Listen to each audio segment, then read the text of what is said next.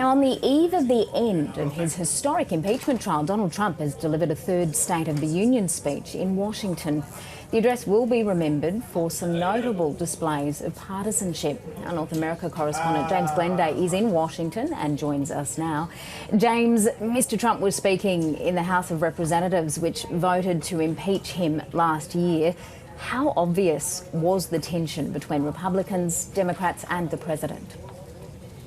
Well, it was pretty obvious from the outset. Donald Trump walked in, he got a round of applause from his Republican colleagues. Some of the Democrats didn't even stand to their feet. In fact, some of the Democrats didn't even turn up. And when the Speaker, Nancy Pelosi, offered the President her hand to shake it on actually two occasions, he completely ignored it and then began talking. And that snub was pretty obvious. And then she returned the favour as he finished speaking, and as he was enjoying a warm round of applause, she stood behind him and theatrically tore up his speech into little pieces. And as she walked out, she said it was the only reasonable, decent thing she could have done, considering the alternatives at the time. So I think those two little displays are going to be remembered, perhaps above anything else out of tonight. But there were also a whole lot of moments where Mr. Trump was actually booed. Some Democrats yelled out no,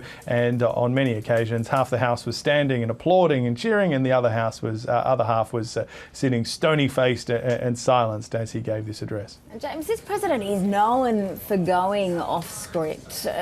Tell us, was it a conventional, if you could call any of them that, State of the Union address? So this one kind of followed the similar sort of structure and design. I think it was in some ways a sort of a rehashing, the highlights of what Donald Trump sees of his administration. He spoke about the economy, he spoke about trade. Some of the claims he made are questionable, some of them are wrong, some of them are actual things that he's achieved. But he spoke about those. But I think the thing that really stood out and was vastly different this State of the Union speech was at times there were sort of little moments where it was interspersed with reality TV. Donald Trump's known for his love of reality TV. Of course, that's how he became famous. At one point, he orchestrated a family reunion in a military family.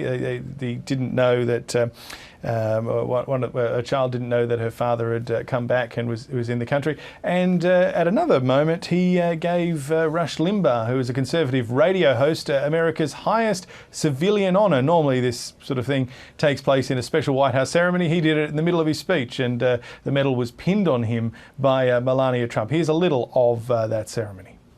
And Rush, in recognition of all that you have done for our nation, the millions of people a day that you speak to and that you inspire, and all of the incredible work that you have done for charity, I am proud to announce tonight that you will be receiving our country's highest civilian honor, the Presidential Medal of Freedom. And so what was the main message President Trump was trying to get across, and how did the Democrats respond when it came time?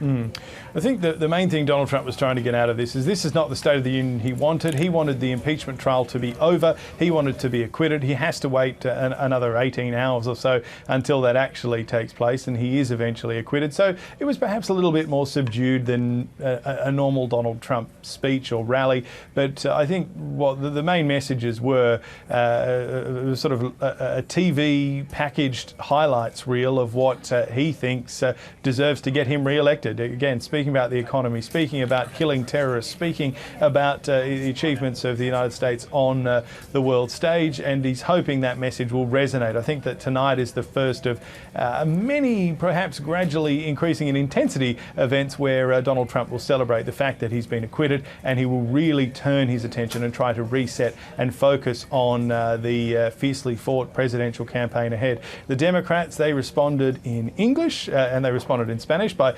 largely ignoring the president and talking about their plan for the nation, the plan that many of those vying to take on Donald Trump at the ballot box have been putting forward over the past couple of months. But again, I think that the thing everyone's going to remember this State of the Union for is Speaker Nancy Pelosi, perhaps the highest profile Democrat right now in the country, theatrically tearing up that State of the Union speech. I think those images will go down in history. That will be remembered for decades to come. Absolutely. James Glenday in Washington, thank you.